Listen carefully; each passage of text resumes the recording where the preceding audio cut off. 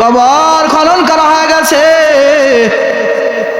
কিন্তু যতই বলুক জীবিত অবস্থায় কবরে যাওয়াটা কঠিন না সহজ? বিশাল বড় কঠিন। আল্লাহর বান্দিও চালাক চালাক। কবরের ভিতরে যখন নামছে, আল্লাহ তাআলাকে হাজির নাজির ডাক দিয়া বলে, দয়ার মালিক, আমি তো মান্যত করেছিলাম বড় কঠিন মান্যত, কিন্তু মান্যত আমি পুরা করতে যাচ্ছি। এই কবরের ভিতরে আমি জানি জীবিত থাকা যায় না, তবে যত বালা মুসিবত থাকবে আল্লাহ আপনি আমার যাবতীয় বালা মুসিবত থেকে আমাকে হেফাজত করিয়ে।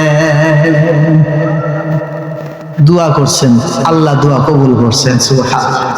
দোয়া করার সাথে সাথে আল্লাহ রাব্বুল আলামিন দোয়া কবুল করেছেন। এ মা, আল্লাহর বান্দি যখন তাকায় দেখতেছেন তার সন্তান মাটি দিতেছে, কবরের উপরে মাটি দেয়, মাটি যখন দেওয়া শেষ, দম বন্ধ হয়ে যাওয়া জবাব হয়ে গেছে। হঠাৎ করে আল্লাহর কুদরতি কারিশমা,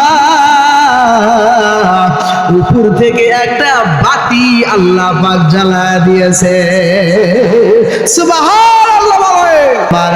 মা, আল্লাহর বান্দি আল্লাহর কাছে দোয়া করে যখন আল্লাহ তাআলার ওই বান্দির ছেলেটা কবর সমান করে চলে যায়, এই কবর থেকে আলো বের হয়ে গেছে।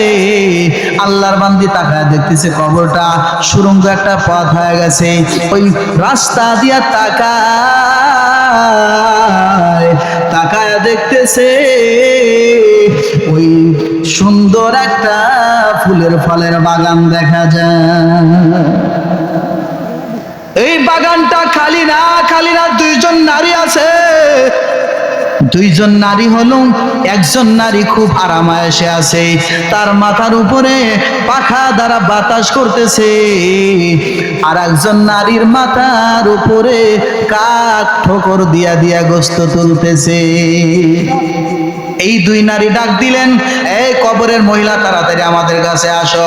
এই নারী বলে, আমি যা সালাম করলাম, আসসালামু আলাইকুম, এই বান্দিরা সালামের কোনো জবাব দেয় না।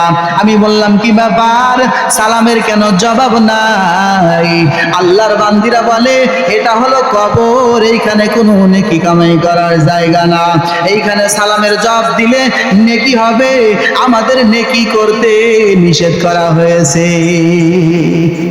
ভাই, কবরে হাজার হাজার কোরআন খতম করে সুবহানাল্লাহ বলে এক পয়সার নেকিও হবে না।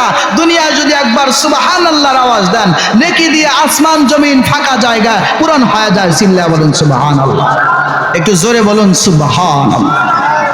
মুসলমান ভাইরা, এই মহিলা যখন বলতেছে, আরে তাহলে কি তোমাদের এই অবস্থা কেন?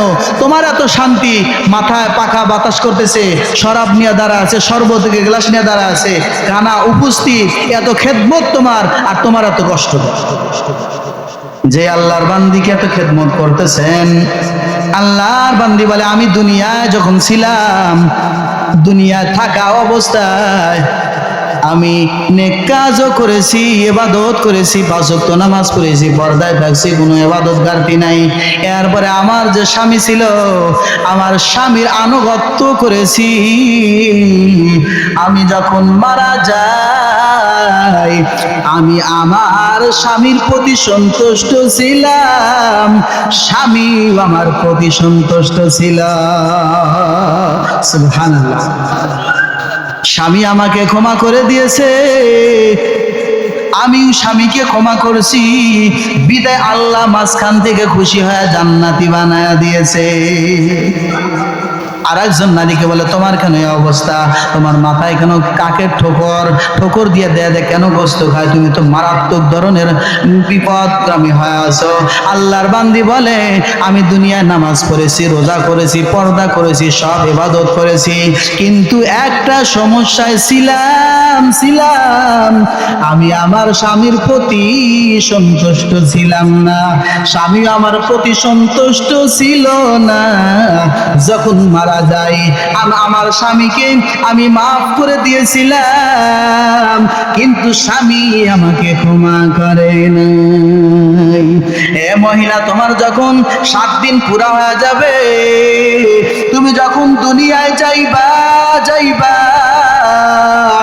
দুনিয়া যাওয়ার পর তুমি তোমার কাছে একটা আরজি দিলাম, আমার ওই দুনিয়ার ওই স্বামীকে যা বলবা ও যেন আমাকে মাফ করে দেয়। ওই স্বামী যদি আমাকে মাফ করে আল্লাহ পাক আমাকেও ক্ষমা করিয়া দেবে।